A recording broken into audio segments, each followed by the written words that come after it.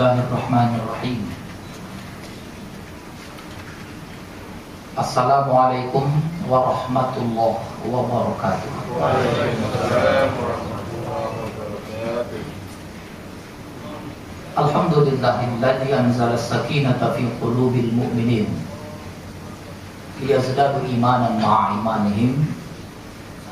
Asyhadu an la ilaha illallah wahdahu la syarika lah wa asyhadu anna Muhammadan 'abduhu wa rasuluhu khataman nabiyyin la nabiyya ba'dah. Amma ba'du. Bapak Ibu hadirin wal hadirat jamaah salat zuhur di Musholla Al-Kautsar di kantor Pertamina Pusat yang dirahmati Allah. Kembali kita dapat bertemu dalam kajian tasawuf kitab Al-Hikam. Mudah-mudahan dengan mengkaji hikmah demi hikmah dari kitab ini, kita menjadi hamba-hamba Allah yang beribadah secara benar, yang bermakrifat kepada Allah benar-benar makrifatnya, yang mencintai Allah pun dengan sungguh-sungguh cinta. Bukan cinta yang biasa-biasa, bukan cinta yang setengah-setengah, tapi cinta yang sungguh-sungguh kepada Allah. Inilah yang ditunjukkan orang-orang saleh terdahulu, para nabi, para rasul. Mencintai Allah itu bukan sambil lewat, tapi mencintai dengan sungguh-sungguh. Dalam Al-Quran itu disebutkan walladzina amanu asyaddu hubban lillah. Orang yang sungguh-sungguh mengaku beriman, pasti cintanya kepada Allah pun besar. Mafhum mukhalafahnya bukan orang yang beriman kalau cinta yang setengah-setengah. Orang yang mengaku beriman pasti mencintai Allah dengan cinta yang sungguh-sungguh. Dalam ayat yang selalu kita dengar, ittaqullaha haqqa tuqatih. Kalau bertakwa kepada Allah, takwa yang sungguh-sungguh, takwa yang betul-betul, bukan takwa yang setengah-setengah atau takwa yang separuh-separuh. Baik, pada kesempatan ini kita akan membahas temanya menerangi kehidupan dengan cahaya Allah.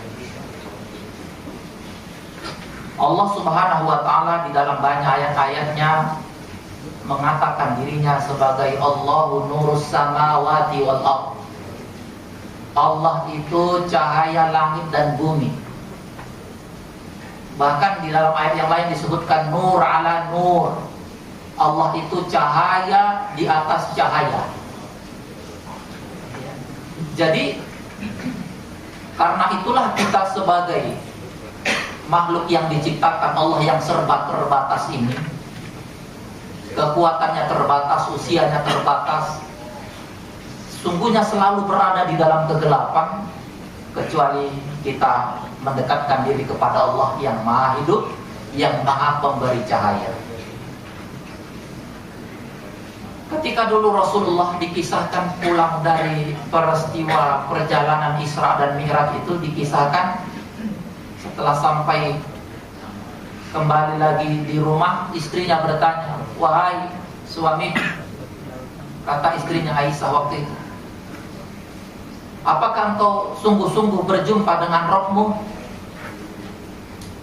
Saat itu Rasulullah menjawab, "Bagaimana aku bisa melihat Rabb? Bukankah Rabb itu adalah cahaya? Begitu terangnya cahaya sehingga susah untuk dilihat." Itulah jawaban Rasulullah SAW ketika itu. Jadi di dalam kajian-kajian tasawuf itu sering menerjemahkan Allah itu sebagai pemilik cahaya yang begitu terang. Sebaliknya kita makhluk yang diciptakan Allah ini selalu dalam keadaan gelap. Yang jauh-jauh dari Allah hidupnya akan gelap. Itulah yang sesungguhnya harus kita ketahui. Imam Syafi'i sebut saja pernah merasakan kegalauan yang luar biasa dalam menjalani hidup. Siapa itu Imam Syafi'i? Imam besar fikih. Beliau merasakan kegelisahan yang sangat besar. Begitu belajar, udah dapat lupa lagi, belajar lupa lagi. Saat itu dia mengadu kepada gurunya. Syakautu ila Waqi', aku mengadu kepada guruku yang bernama Waqi'. Kenapa hidupku selalu resah, selalu gelisah, apapun yang aku lakukan resah terus menerus, ya? Dan apapun yang sudah aku hafal hilang seketika. Apa saat itu kata gurunya? Ya, diceritakan kembali oleh Imam Syafi'i, ya. Fa akhbarani bi antarkil ma'asi. Guru saya memerintahkan saya supaya saya meninggalkan kemaksiatan, meninggalkan dosa. Karena kemaksiatan dan dosa itulah yang membuat hidup resah, hidup gelisah, hafalan pun hilang semua. Fa akhbarani bi antarkil ma'asi. Ya, dia memberitahu supaya aku meninggalkan kemaksiatan itu. Ya, karena kemaksiatan identik dengan kegelapan. Wa arsyadani, dan dia memberikan pengetahuan kepadaku bi annal ilma, sesungguhnya ilmu itu nurun. Wa arsyadani bi annal ilma nurun. Dia memberikan petunjuk kepadaku, ilmu itu nurun, cahaya. Wa nurullahi la yuhda lil 'asi. Dan sesungguhnya cahaya itu tidak mungkin diberikan kepada orang-orang yang berbuat maksiat. Wa nurullahi la yuhda lil 'asi. Cahaya Allah itu enggak mungkin diberikan kepada orang pelaku maksiat. Mungkin inilah sebabnya banyak orang yang hidupnya penuh resah, penuh gelisah karena masih bersatu antara keimanan dengan kegelapan, dalam arti kemaksiatan. La yajtami'un al-iman, ya, tidak pernah bertemu dalam satu diri iman itu dengan kegelapan. Iman itu pasti terang. Iman itu bukan kabur. Iman itu terang, jelas, bulat, total. Itulah iman. Jadi orang yang iman itu kepada Allah duduk dia. Hatinya itminan, tenang, tidak mudah resah, tidak mudah meper, tidak mudah goyang-goyang, tidak begitu terlalu terpengaruh apa yang terjadi di luar, karena dia duduk, posisinya duduk hatinya kepada Allah. Inilah yang dijanjikan Allah kepadanya ketika dia memantaskan dirinya untuk sungguh-sungguh menjadikan Allah sebagai andalannya. Allah pun mengatakan, nahnu awliya'ukum fil hayatid dunya wa fil akhirah. Aku, kata Allah, yang menjadi pelindungmu, menjadi pembimbingmu, yang menjadi memberi petunjuk bagimu. Kalau sudah Allah yang memberi petunjuk, siapa yang mau menyesatkan? Kalau sudah Allah memberikan penerangan dalam hidup kita ini, kita tidak pernah digelapkan dengan apa. Itulah perlunya, kata Imam Ibnu Athaillah dalam kitabnya Hikam, terangi cahaya yang ada di dalam dirimu, karena itulah fitrah.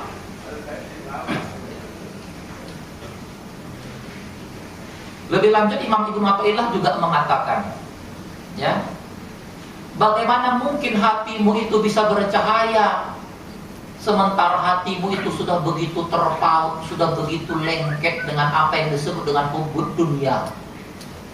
Bagaimana mungkin hatimu itu bisa menjadi cermin yang berkilauan ketika syahwatmu nggak bisa kau kendalikan, ketika pola konsumsi, pola belanja tidak pernah dikontrol. Bagaimana mungkin hati bisa seperti cermin yang bercahaya?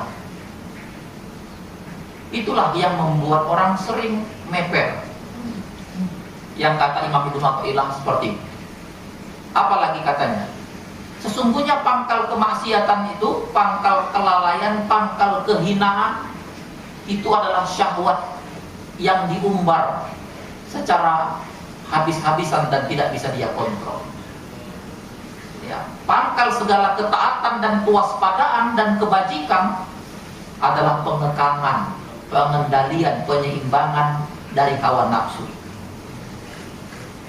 Jadi sebenarnya hawa nafsu itu bukan dihabiskan, dibasmi, dikebiri, tetapi dikendalikan, diseimbangkan. Itulah yang akan menjadikan seseorang itu memiliki harga diri, iffah.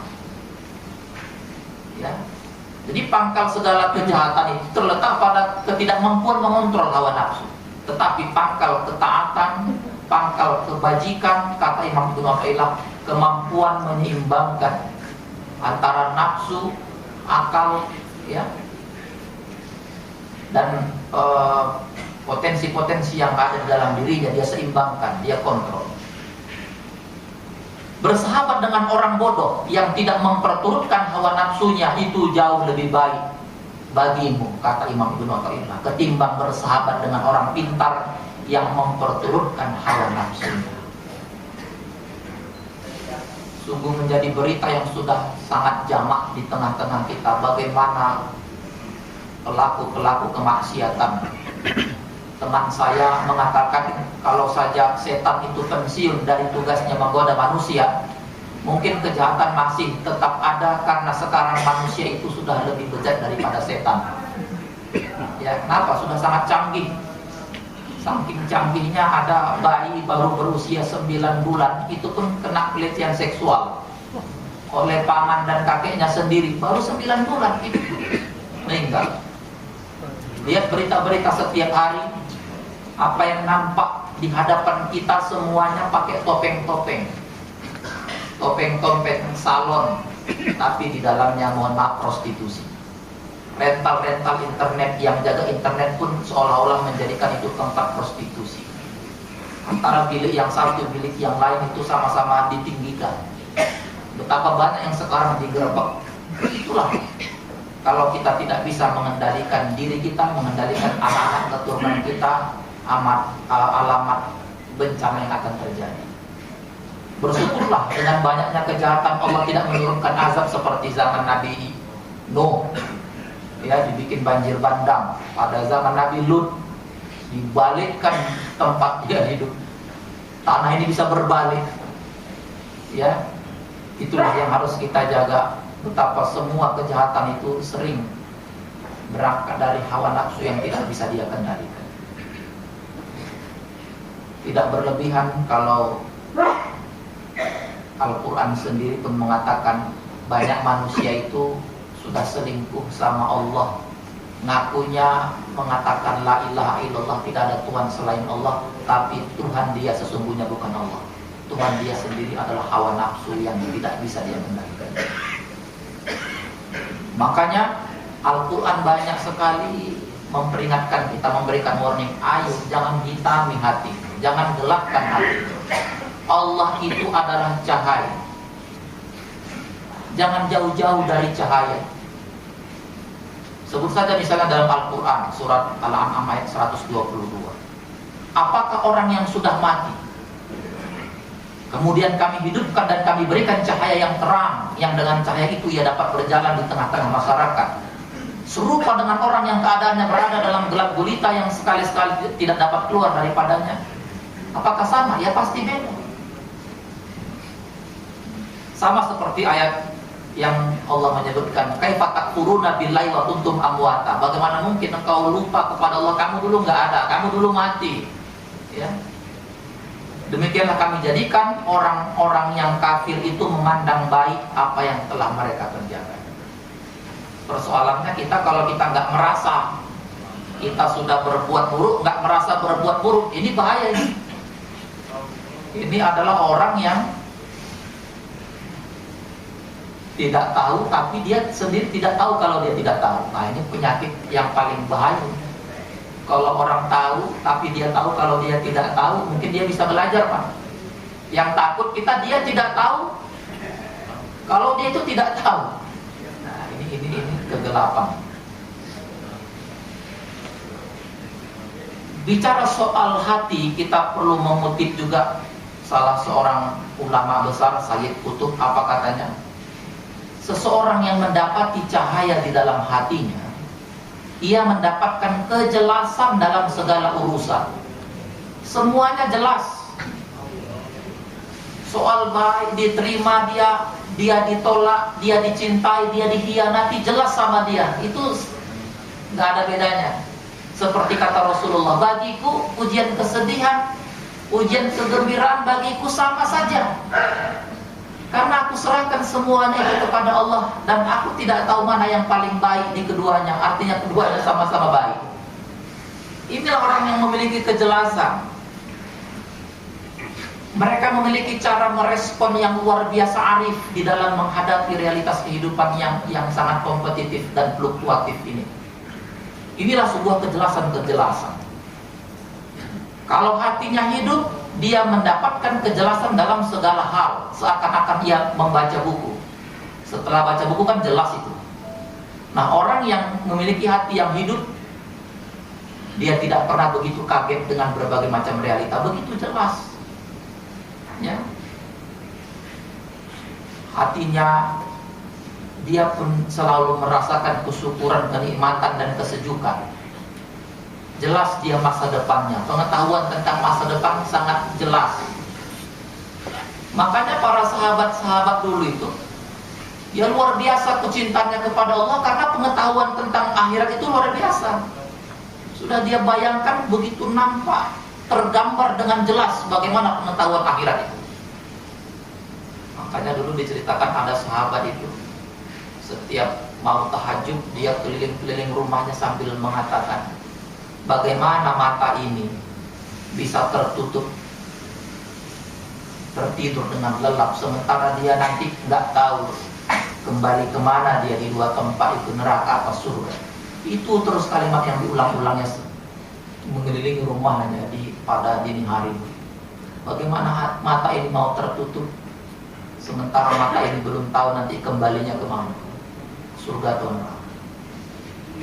Nah, orang yang hatinya mendapatkan cahaya, ia akan mendapatkan ketenangan, keyakinan dalam segala situasi, kapanpun dan dimanapun ia berada. Bagi mereka hidup dari sesuatu yang Allah sudah jaminkan buat mereka itu sangat jelas. Beda kita, kadang masih kabur-kabur sesuatu yang di sisi Allah itu. Makanya nggak menjadi skala prioritas. Orang giliran untuk dunia itu dibikin analisis SWOT, bagaimana supaya mencapai apa yang dicita-citakan, apa strength-nya, apa weakness, apa opportunity, apa threat-nya. Tapi jarang untuk akhirat dibikin juga analisis SWOT-nya, karena seolah-olah akhirat itu masih kabur, nanti-nanti. Kan bahaya ini kalau begini.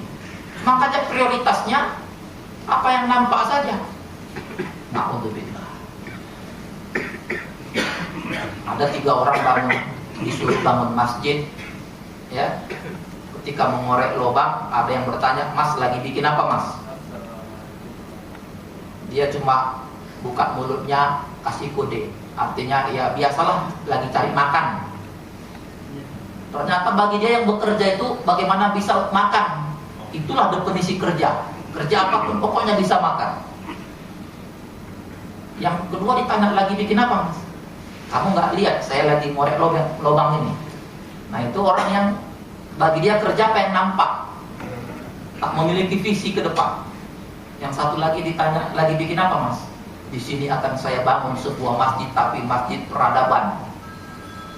Jangan cuma hotel yang berlantai 7, kita bikin masjid perlu punya lantai 7.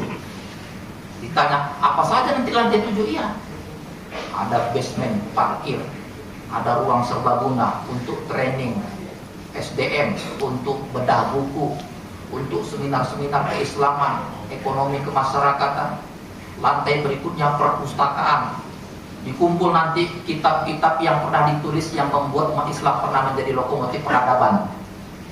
Lantai berikutnya tempat ibadah. Ada nanti bank-bank. Bila perlu ada tempat penginapan. Nanti yang mau iktikaf. Ini baru ngorek lubang tapi visinya jelas tergambar. Kalau kita punya kejelasan di dalam hati itu, yang kata Imam Ibnu Athaillah memiliki cahaya, jelas tergambar. Ya, mungkin karena masih ilmunya kabur-kabur tentang masa depan itu, akhirat, jadinya prioritasnya apa yang nampak. Di dalam Al-Quran jelas sekali, selalu kita baca, A'udzubillahi minasyaitonirrajim, yu'til hikmah may yasha, wa may yu'tal hikmah faqad utiya khairan katsiran wa may yadzakkaru illa ulul albab. Diberikan hikmah. Apa itu hikmah? Ilmu di atas ilmu. Apa itu hikmah? Kemampuan merespon, kemampuan menyikapi dalam berbagai macam hal, kemampuan bersyukur meski dalam saat ujian, kemampuan dalam hal merespon secara baik. Ya, barang siapa yang diberikan hikmah, sungguh yang diberikan kebaikan yang luar biasa. Faqad utiya khairan katsiran. Kemudian Allah juga berfirman dalam ayat yang lain, barang siapa yang Allah kehendaki untuk diberi petunjuk, niscaya Allah lapangkan hatinya. Bukankah Allah mengatakan, alam nasrah laka sadrak, bukankah kami sudah lapangkan bagimu dadamu? Kita kepingin kaya, diberi Allah otak dan otot. Dengan otak dan otot itu insya Allah kita bisa kaya. Kita ingin bermohon diberikan kearifan, dijawab Allah dengan memberikan banyak masalah. Dengan masalah itu kita jadi arif. Jadi nggak ada doa yang tak terkabulkan sebenarnya. Dan ini bisa ditangkap oleh orang-orang yang memiliki hati yang terang, kata Imam Ibnu Athaillah. Apalagi syarat supaya hati memiliki terang, cahaya, mereka harus memiliki nafsun tadi'un, hati yang berkilauan, wa himmah tatawaqqat, memiliki semangat, gelora yang tinggi, memiliki semangat untuk selalu berkontribusi. Bagaimana dikisahkan Rasulullah kalau memimpin perang melawan orang kafir, saking gagahnya Rasulullah, para sahabat banyak yang bersembunyi di balik bahu Rasulullah, tak mampu mengikuti gerak Rasulullah yang begitu kencang, ya, berperang melawan orang-orang yang kafir. Sahabat yang lain kagum sekali dengan kelincahan Rasul sampai mereka bersembunyi di balik bahu Rasulullah. Itulah makanya ada istilah mengatakan mereka ruhbanun billail wa kursanun finnahar. Kalau urusan ibadahnya luar biasa, seolah-olah arat hati ini menembus ke aras. Tapi dalam urusan bekerja luar biasa semangatnya. Ya, inilah sebenarnya Islam itu. Ya, dengan hati yang tetap tunduk kepada Allah dengan khusyuk, dengan kesyahduan yang dalam, tetapi aktivitas, rencana-rencana besar harus disusun secara baik. Inilah sebenarnya Islam.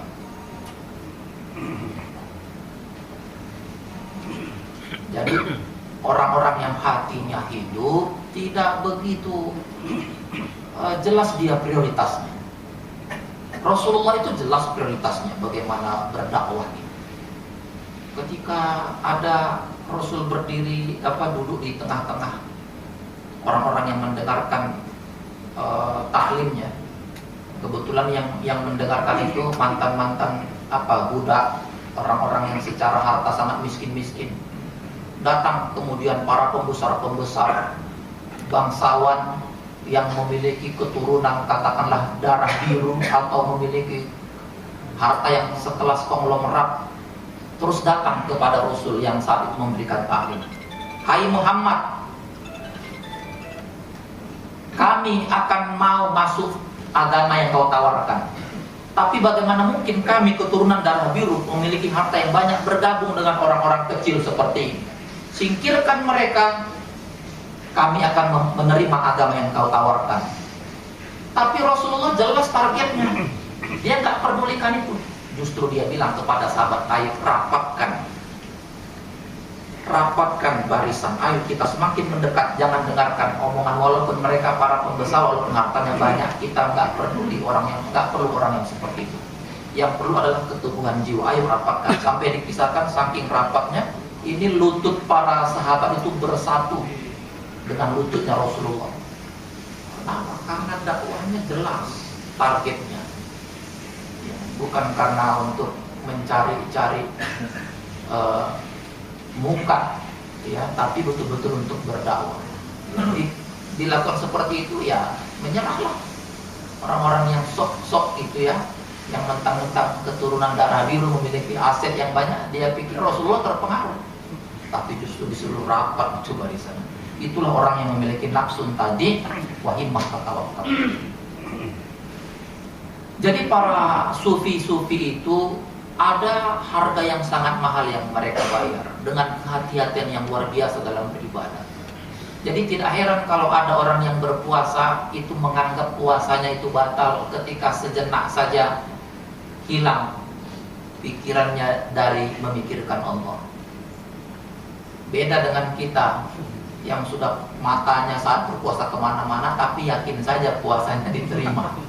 Tapi orang sufi itu khawasul khawas, memiliki kehati-hatian.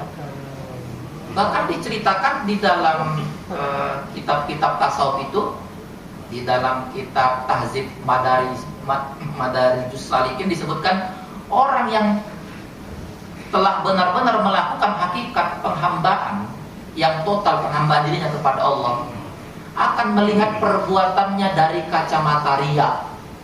Maksudnya apa? Ya, setelah dia beribadah sungguh-sungguh, dia berpikir dan merenung, kira-kira tadi saya beribadah riya enggak ya? Meskipun tadi dia sudah sungguh-sungguh khusyuk, tetap dia khawatir, kira-kira tadi saya ada enggak unsur supaya dipuji orang? Kalau memang nanti diselidiki dia merasakan ada, dia istighfar mohon ampun kepada Allah. Jadi tetap dilihat dari kacamata riya. Riya enggak saya tadi? Kalau riya berarti saya sudah melakukan kesalahan fatal. Dari kacamata riya, artinya kehati-hatian yang luar biasa. Takut kalau ibadahnya itu riya. Mereka melihat keadaan dirinya dengan mata curiga. Jangan-jangan saya ini sudah enggak ikhlas ini. Jangan-jangan saya tadi berbagi, mikir-mikir, kasih enggak ya, akhirnya terkasih yang sedikit, betapa saya perhitungan. Curiga nih, jangan-jangan ini ditolak Allah. Curiga terus. Artinya ada khauf yang besar. Meskipun nanti dalam praktiknya khauf dan rojak itu harus ditemukan. Orang harus takut kalau ibadahnya itu ditolak supaya dia berhati-hati. Ya. Orang harus punya harapan yang besar dalam ibadah ini supaya dia yakin ibadahnya itu diterima Allah. Jadi kedua-duanya harus dipertemukan. Karena memang tidak semua ibadah diterima Allah. Jadi kita nggak boleh terlalu yakin dengan ibadah yang kita lakukan ini pasti diterima Allah. Belum pasti. Jadi dalam rangka apa? Supaya kita sungguh-sungguh dijaga semuanya. Sebut saja misalnya hadis qudsi, ya, firman Allah, innama ataqabbalus shalah mimman tawaddu'a li azamati. Aku itu hanya menerima sholat, kata Allah, sholat hambaku yang memang sungguh-sungguh tunduk, tawadhu hatinya, dan tunduk terhadap keagungan dan kebesaranku, tidak sombong kepada orang lain. Sholat yang itu yang aku terima. Tapi kalau sholatnya membuat dia merasa lebih baik dari orang lain, kesombongannya menjadi-jadi, kalau dikasih nasihat secara baik-baik melawan, disuruh sholat tepat waktu, ada saja alasan-alasannya. Ini nggak diterima sholatnya. Kenapa? Karena di dalamnya ada penyakit itu. Orang baik-baik diberi nasihat, malah dia jawab dengan suara yang lebih keras lagi. Nah, ini jadi seorang sufi, katakan orang yang sungguh-sungguh menghambakan diri kepada Allah, selalu melihat perkataannya dengan mata tuduhan, seolah-olah ada hal yang tidak baik. Semakin tinggi tuntutan dalam hatimu, maka semakin kecillah kamu memandang dirimu sendiri. Jadi bicara soal cahaya ini, memang Rasulullah selalu mengajarkan kita mengulang-ulang doa tentang supaya hati kita ini diberi cahaya. Allahumma ja'al fi qalbi nura wa fi sam'i nura an basari nura. Ya Allah, jadikan di dalam hatiku ini cahaya, pada pendengaranku ini cahaya, pada mataku ini ada cahaya, di belakangku ada cahaya, di kiri kananku ada cahaya, supaya kita mohon petunjuk Allah.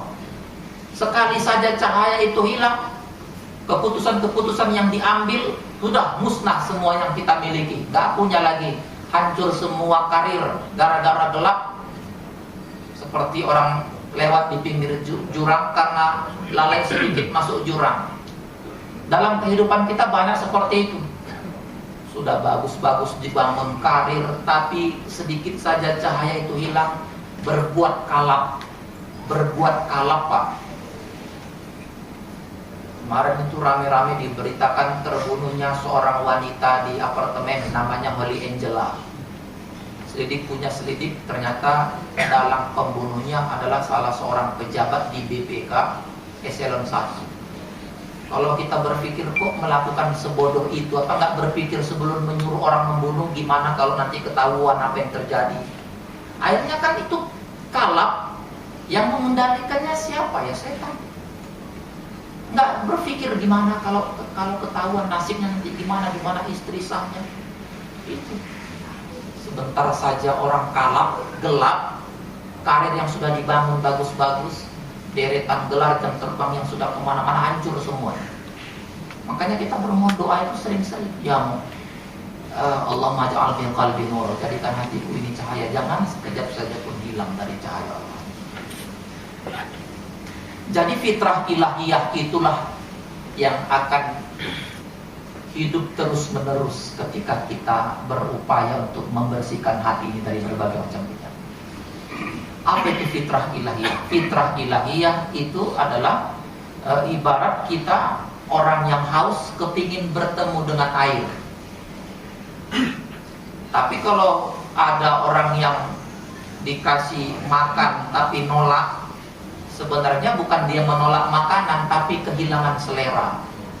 Katakanlah orang yang sakit itu tahu dia butuh makan, butuh vitamin, tapi begitu disuguhkan dia tolak.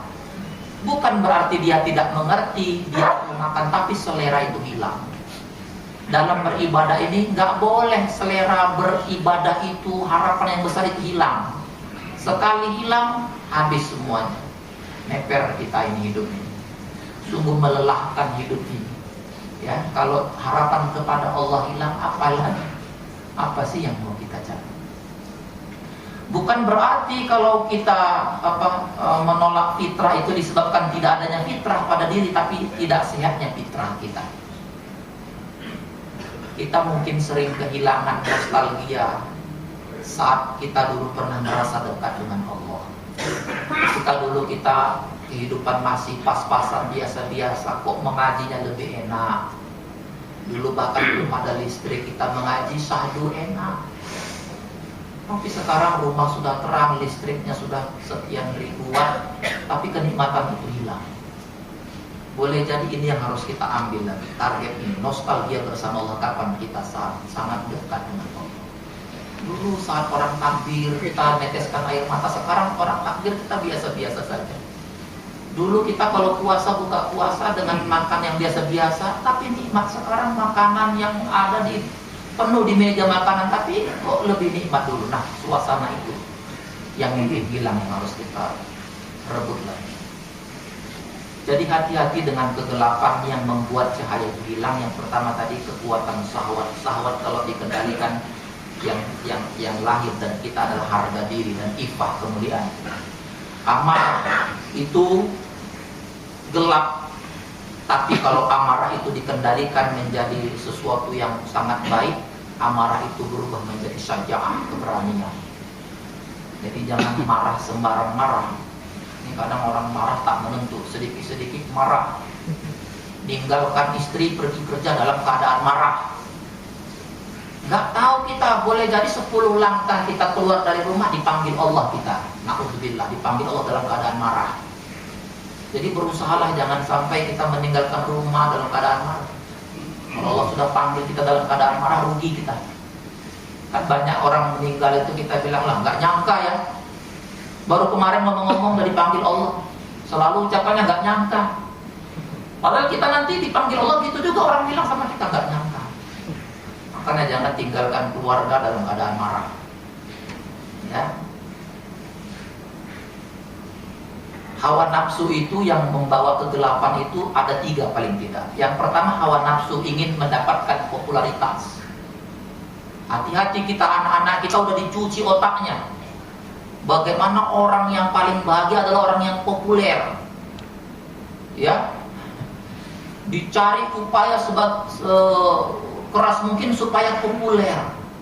Kalau populer untuk di dunia ini apa? Sampai-sampai mohon maaf ada orang yang ingin populer sampai menjual kehormatan. Itulah jebakan setan. Ingin populer, ingin mendapatkan penghargaan. Ini jebakan setan ini yang bikin hidup gelap. Gara-gara punya rumah besar, tetangganya bilang, Kamu punya rumah besar tapi mobilnya kok Avanza, nggak cocok. Rumah besar itu mobilnya Fortuner, udah terpengaruh itu. Hidup ini betapa skenario sosial itu tuntutannya kuat sekali. Tapi kalau kita menjadi layang-layang, dikatakan ini kita ikut, katakan ini kita ikut supaya harga diri kita naik.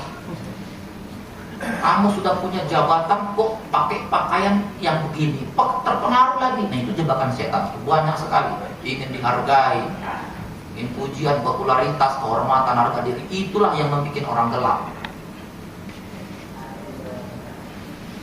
Ada hawa nafsu yang membuat kita gelap, mengumbar nikmat tadi. Nikmat apa? Nikmat syahwat, makanan, keindahan perkataan. Berkata segala yang pernah terlintas di pikiran dikeluarkan. Padahal kata Rasulullah, hati-hati dengan jebakan setan, nikmatnya bicara. Maka yu'minu billahi wal yawmil akhir falyaqul khairan.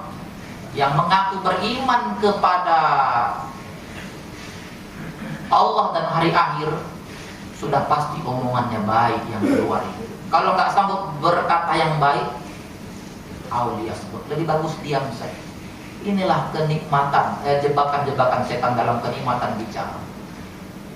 Apalagi sekarang orang udah ada pakai telepon TM, talk mania, sampai panas itu telinga. Naudzubillah, disitulah setan masuk. Nafsu bicara, nafsu makan. Yang giliran makan makanan dicari yang paling mewah-mewah. Nggak pikir-pikir, traktir mentraktir. Tapi giliran berbagi, berpikir kasih nggak ya, kasih nggak ya. Ini setan masuk.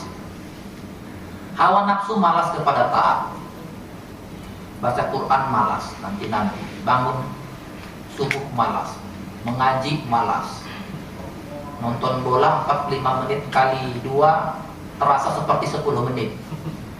Mengikuti taklim 30 menit terasa 90 menit. Nah, inilah jebakan setan masuk. Naudzubillah. Jadi kata para orang-orang yang saleh itu, siapapun yang tidak bersungguh-sungguh menghidupkan hatinya ini, dia pasti akan lalai, tidak mampu mengenal dirinya, apalagi mengenal Allah. Hampir dapat dipastikan orang yang seperti ini yang dia kenal adalah hanya dunia ini saja. Kalau prioritasnya untuk dunia, ya dunia inilah. Itu tadi, karena pengetahuannya tentang akhirat sedikit sekali. Makanya terapi yang harus kita lakukan adalah muhasabah diri. Kata Rasulullah, hati manusia itu seperti besi, bisa berkarat. Kata sahabat, jadi apa pengkilatnya ya Rasulullah? Pengkilatnya adalah qiraatul Quran wa dzikrul maut. Banyak membaca Quran dan banyak-banyak juga ingat mati. Itu bisa mengkilatkan hati yang berkarat. Dalam hadis kursi Allah berfirman, manakala hambaku berzikir menyebut namaku dalam dirinya, aku pun akan menyebutnya dalam diriku. Waduh, kalau Allah sudah menyebut nama kita, belum pun kita minta, Allah sudah kasih. Allah maha segalanya, mudah bagi Allah untuk memberikan segalanya.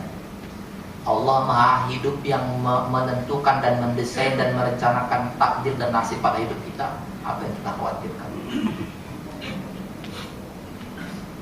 Jadi karena itu terapinya zikir, tapi zikir itu tidak teori ya, hanya sekedar diucap-ucapkan, tapi bagaimana sebenarnya memasukkan sifat-sifat Allah itu, menghidupkan sifat-sifat Allah ke dalam diri, di mana kita yang terbatas menyebutkan Allah sebagai yang unlimited powers, kekuatan yang tak terbatas. Itulah yang membuat kita sangat kokoh dan gagah. Jadi jangan heran kalau ada seorang sahabat Umar bin Khattab itu mengatakan, apa katanya? Ini contoh orang yang hatinya sudah bercahaya. Hatiku itu sudah melihat Allah. Bahkan hijab antara diriku dan Allah sudah terangkat oleh takwa. Siapa saja antara dirinya dan Allah sudah terangkat oleh takwa, sudah tidak ada lagi penutup, sudah tidak ada lagi dinding.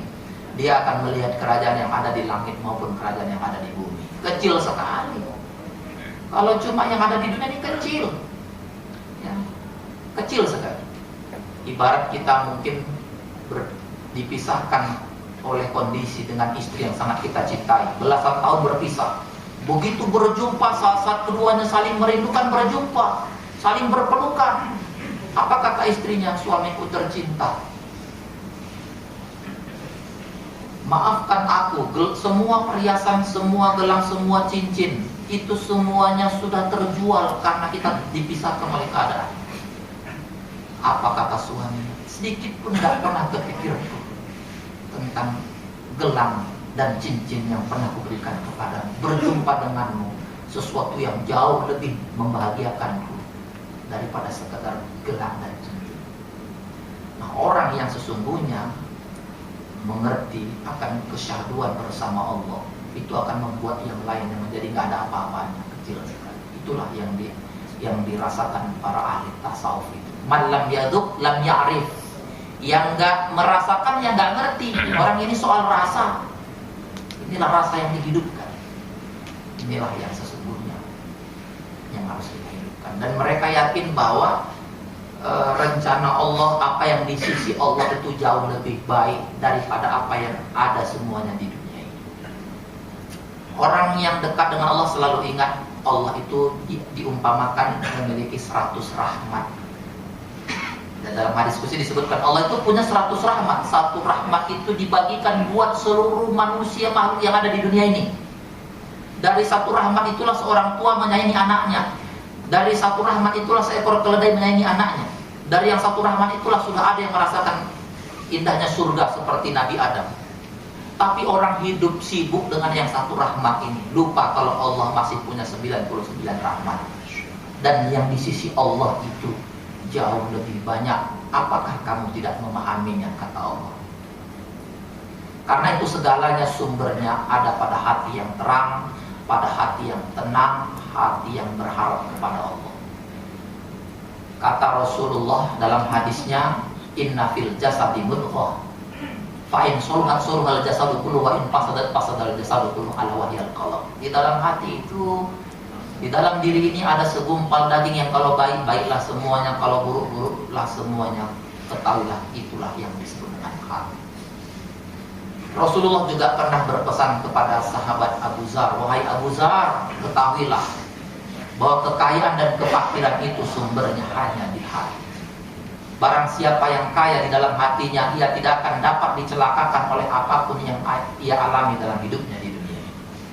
Dan barang siapa yang fakir hatinya, maka ia tak dapat dijadikan kaya oleh harta apapun sepenuh dunia. Kalau hatinya tetap fakir, yang dia pikirkan how to get more and more, bagaimana dapat lebih, sehingga yang di tangan ini lupa untuk disyukuri. Yang di tangan, kalau kita mampu memaksimalkan syukur, ini jauh lebih membahagiakan daripada sesuatu yang belum dapat. Orang-orang suka berpikir yang belum ada, yang di depan saja kalau dinikmati luar biasa sebenarnya. Terakhir, yang membuat hati itu kelam, yang membuat hati itu rusak sehingga respon-respon kita selalu kelam, respon kita salah dalam menyikapi hidup ini. Yang membuat orang banyak sukses di luar, tapi di keluarga sendiri nggak dihargai sama istri dan anak-anaknya. Banyak tuh. Menjadi trainer di mana-mana, sukses keliling jam terbangnya kemana-mana, tapi istrinya sendiri nggak bisa dia jaga. Istrinya sendiri stres, masuk rumah sakit jiwa. Kenapa? Karena ini orang hatinya tinggi, merasa jam terbangnya tinggi, mengurus keluarganya nggak benar. Ini orang yang hatinya sakit. Dalam Al-Quran itu disebutkan banyak orang yang hatinya sakit, walaupun prestasinya bagus tapi hatinya sakit. Inilah yang disebut Allah fi qulubihim marad. Di dalam hati mereka penyakit. Sudah dikasih nasihat, sudah dikasih tausiah, dikasih ujian sedikit-sedikit, nggak sadar-sadar juga. Oh, kata Allah, udah nggak dikasih begini, nggak sadar-sadar juga. Fazadahumullahu marad, bukan disembuhkan tapi ditambah-tambah Allah penyakit. Kalau Allah sudah mau menambah-nambah penyakit, apa lagi?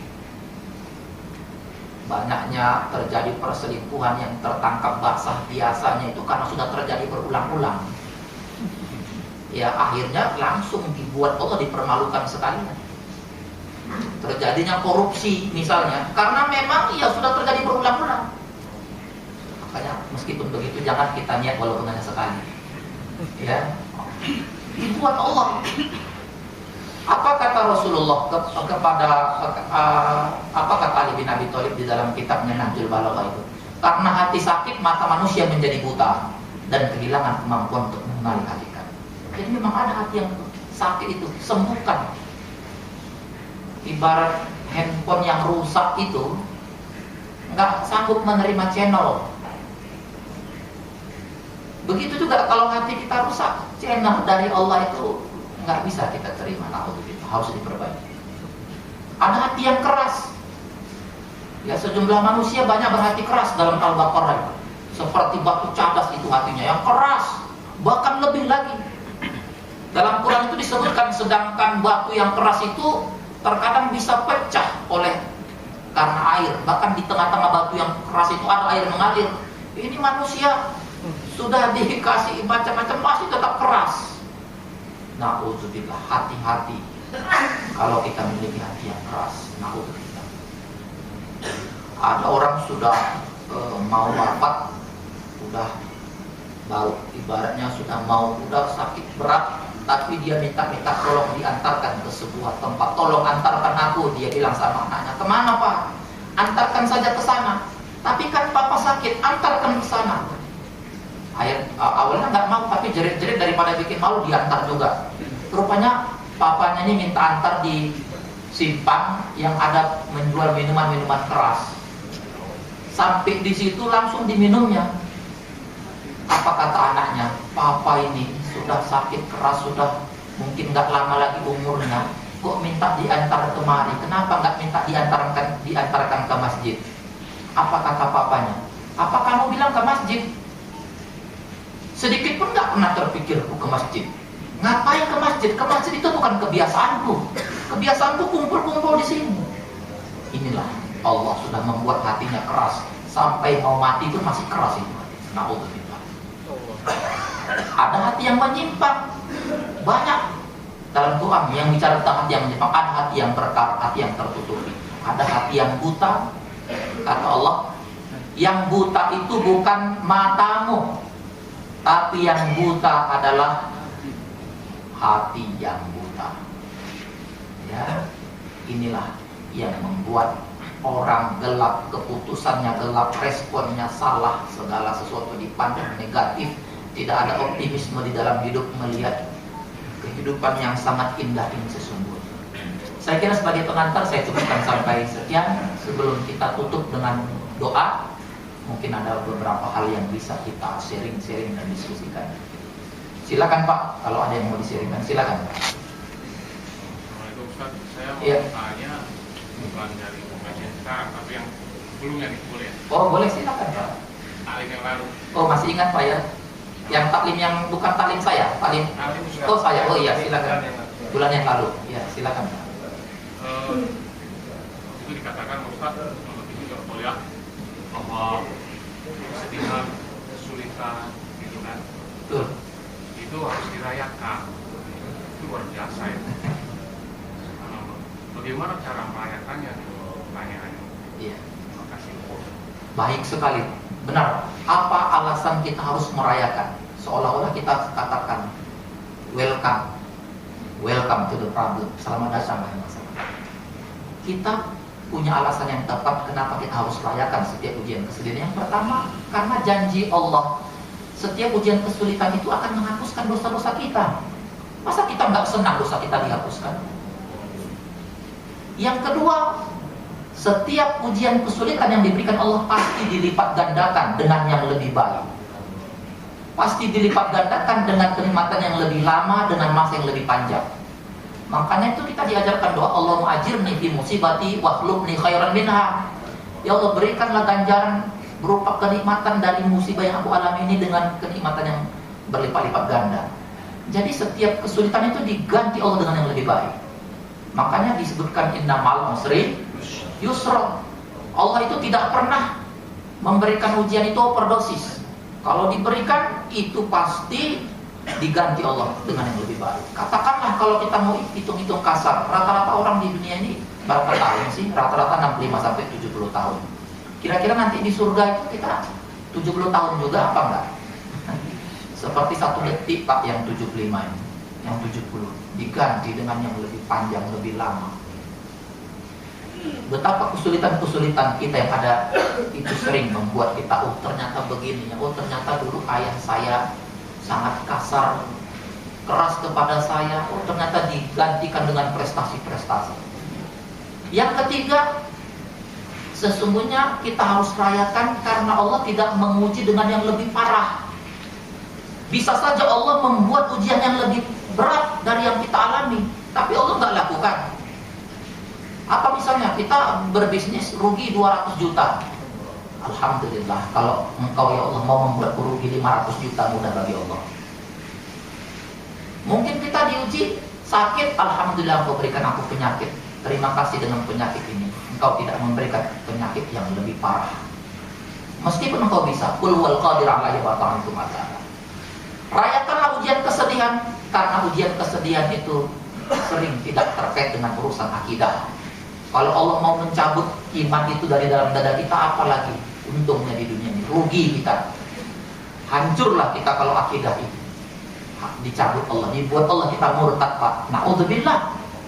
Jadi kalau datang ujian kesedihan, jangan buru-buru stres, tanya dulu, ada nggak terkait dengan akidah ini? Kalau nggak ada, berarti kecil. Alhamdulillah ya Allah, silakan ujian datang, asal jangan keimanan ini yang kau cabut ya Allah.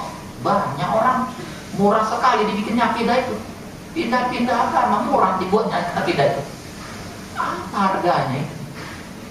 Ya, alhamdulillah. Bersyukurlah kalau ujian itu nggak terkait akidah. Kalau masih terkait ekonomi, anak-anak, keluarga, biasa, kecil.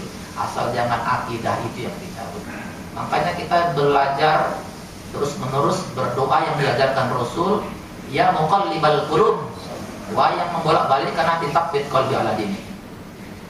Dan masih banyak Pak, saya kira nanti kita bisa bicara lebih jauh. Memang harus disyukuri dengan dalil-dalil dan filosofi yang sangat jelas kenapa orang itu harus bersyukur. Karena memang semuanya itu cara Allah untuk mengeluarkan potensi-potensi yang terbaik juga Pak. Kadang orang nggak diuji, nggak keluar potensinya, jadi lemah dia. Begitu diuji, jadi tahu dia cara melawan. Begitu tahu dia susah, tahu dia lebih kuat, dia bagaimana berusaha sukses. Saya sudah menulis bukunya itu dengan judul Selamat Datang Masalah. Mungkin di antara Bapak sudah ada yang memiliki. Tapi nanti kalau mau lebih jauh, kita bisa diskusi tentang Pak. Terima kasih mengingatkan saya tentang tema bulan lalu. Saya kira sudah mau jam 1, kita tutup dengan doa Pak ya. Insya Allah taklim kita pada hari ini semakin menambah kearifan kita, menambah kesyukuran kita kepada Allah, menambah dan mengingatkan bagaimana kesyahduan itu harus terus-menerus dihidupkan dalam ibadah kepada Allah. A'udzubillahi minasyaitonirrajim. Bismillahirrahmanirrahim. Ya Allah, ya Tuhan kami, Engkaulah Tuhan yang Maha Hidup. Hidupkanlah hati kami agar kami bisa mencintai Engkau dengan sungguh-sungguh, sebagaimana orang-orang saleh terdahulu mencintai Engkau dengan sungguh-sungguh. Tambahkan pengetahuan kami tentang syariat-Mu ya Allah, sehingga kami bisa beribadah dengan cara yang paling Kau sukai. Ya Allah, ampuni dosa orang-orang yang begitu banyak jasanya kepada kami.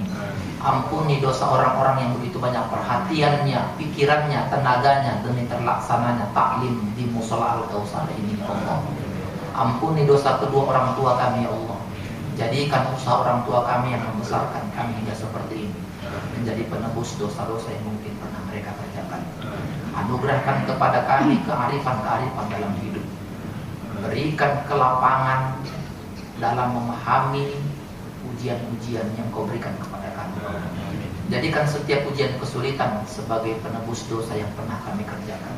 Jadikan setiap ujian kesulitan sebagai cara Engkau untuk mengeluarkan potensi-potensi kami. Ya Allah, berikan kepada kami ketenangan hati, kedamaian ya Allah. Jika saat ini ada di antara kami yang sedang Kau uji dengan berbagai macam ujian kesedihan, hibur mereka dengan hidayah dan cahaya ya Allah. Jika saat ini ada di antara kami yang sedang sakit, angkatlah penyakitnya, sembuhkan dia ya Allah. Engkau yang Maha menyembuhkan, la syifa illa syifauka. Tidak ada yang bisa menyembuhkan kecuali Engkau. Kami berharap kepadamu ya Allah. Kami merasa Engkaulah jaminan hidup kami. Engkau tempat kami mengadu, Engkau tempat kami mohon pertolongan. Kami tidak memiliki daya dan upaya kecuali semua ini atas rahmat dan nikmat-Nya ya Allah. Rabbana atina fid dunya hasanah wa fil akhirati hasanah wa qina adzabannar walhamdulillahi rabbil alamin. Billahi taufiq wal hidayah wa bihi nasta'in. Assalamualaikum warahmatullahi wabarakatuh.